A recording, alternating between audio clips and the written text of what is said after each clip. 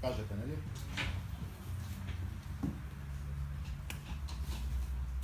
Можеме?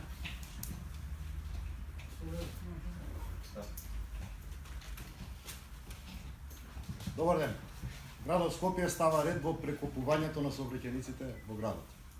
На наредната седница на Советот на град Скопје ќе биде усвоен нов правилник за начинот и постапката на кој што ќе се вршат прекупувањата во иднина. На овој чекор се одлучивме со цел досегашната пракса на која што оправдано граѓаните се жалеа за прекупување на реконструирани улици да биде прекинато. До сега се што требаше да биде направено да се склучи годишен договор со градот и да се побара прекоп на улица, градот беше должен да издаде. Сега уведуваме сосема нова пракса. На почетокот на секоја градежна сезона, градот јавно ги објавува улиците кои што ќе бидат предмет на реконструкција во текот на во текот на градежната сезона. Во оваа градежна сезона целосно или делумно ќе бидат реконструирани булеварите Асном, Кочорацин, партизански одреди, Втора македонска бригада, Александар Македонски, Крсте Петков Мисирков, ќе започне со реализација на Хрватска, Никола Карев и Јужен булевар. Од градските улици ќе се реконструираат Димитрија Чуповски, Борис Сарафов, Февруарски поход, Ѓорче Петров, Љубљанска, Московска, Братфордска, Лазар Личеновски, Индира Ганди, Благоја Стефовски, Ферит Мурати, Димо Хаджидимов, Живко Фирипов, Павел Шатев, Црниче, Македонско-Косовска бригада, Александар Рударевски, Есенинова, Боце Иванова и Андон Димитров поранешна за позрење. Согласно новиот правилник, вака објавените улици ќе предвидуваат 2 годишна забрана за вршење на прекопи за инсталации на фирмите кои што имаат потреба од тоа. Исто така и инвеститорите кои што ќе вршат градежни работи во смисол на изградба на градежен објект, однапред ќе знаат кои улици ќе бидат реконструирани. Освен во итен случај, градот, заради интервенција на инсталациите кои што се во дефект, градот нема да дозволува прекоп на вака реконструираните улици. Сакам да напоменам дека ова е дел од она што сметаме дека треба да го работи градот Скопје, дека не смееме да дозволиме парите на граѓаните да ги трошиме за реконструкција на булевари, а потоа, како што имаше неколку примери годинава, да ни се прекупуваат улиците. Нашата крајна цел е растоварениот сообраќај и изголемување на ефикасноста на градежните активности со цел да позитивно влијаеме на намалување на аерозагадувањето, како и дополнителна вредност на инфраструктурата на градот, која што сакаме да ја постигнеме. Благодарам, поверете паша. А до кога имаат рок да поднесат барање за? Значи, градот во текот на денешниот или утрешниот ден ќе ги објави улиците кои што ќе бидат и булеварите кои што ќе бидат предмет на реконструкција.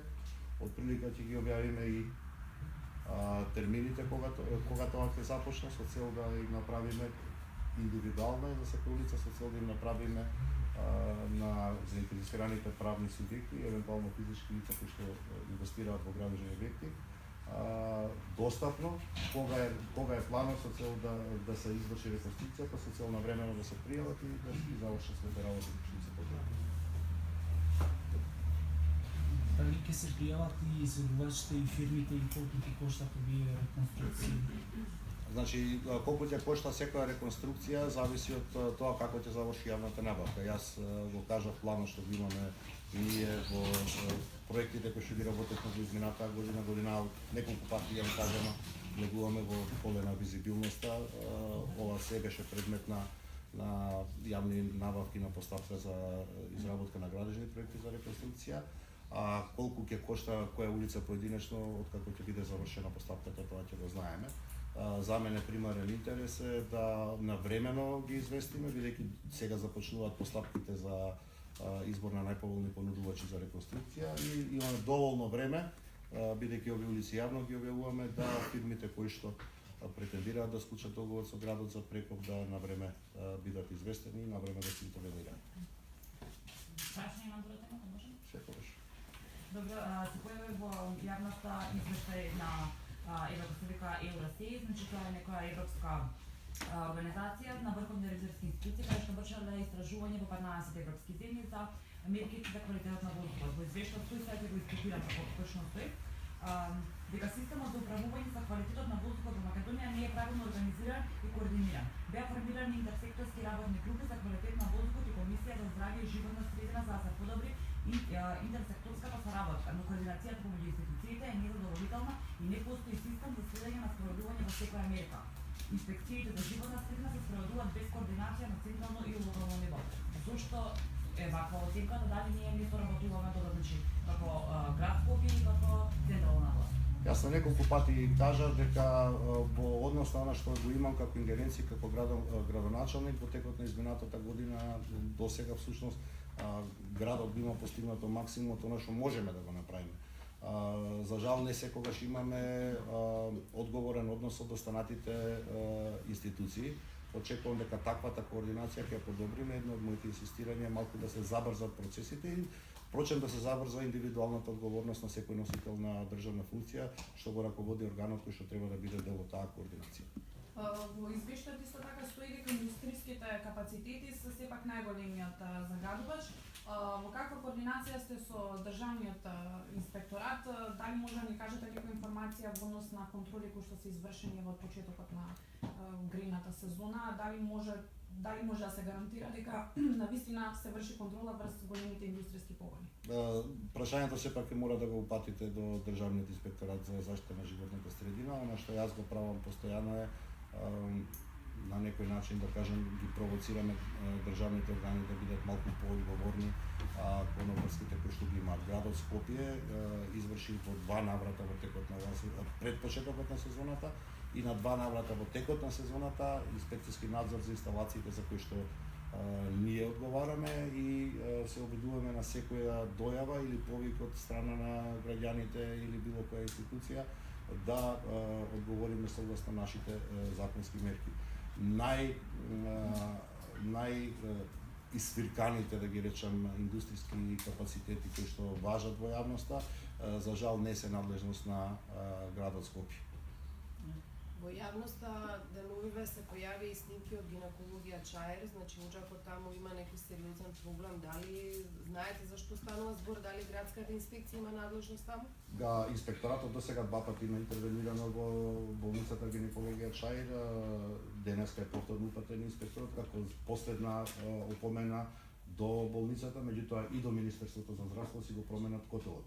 Околку не постапат на тој начин, болницата ќе биде затворена од страна на градот. Не сакаме да предизвикаме некаква криза, меѓутоа мора конечно секој да си одговори на сопствените обврски. Ако тој котел загадува, бидејќи 2 пати е веќе констатирано, имаме дадено известување до директорот на болницата.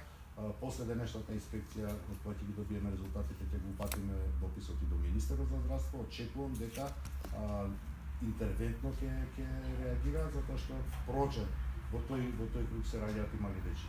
А што користат како гориво и колку рок Мазут, им колку дадовте? што ми е мене познато. А колку рок им дадовте за 30 дена. Дали ќе инициира градот измена на правилникот за контрола на печките до 1 мегават?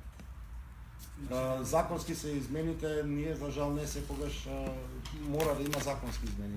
За жал не секогаш можеме да изработуваме ние законски текстови. Тоа го направивме за потребите на еколошкото мапирање на возилата, тоа го направивме за комуналната полиција на град Скопје. Сепак градот не е тој кој што треба да изготвува законски текстови. Градот може да укажува, тоа го правиме перманентно со цел да добиеме ингеренции и како град и како општини во состав на градот да може да вршат инспекција на грејните тела кои што се користат и во домаќинството. Благодарам.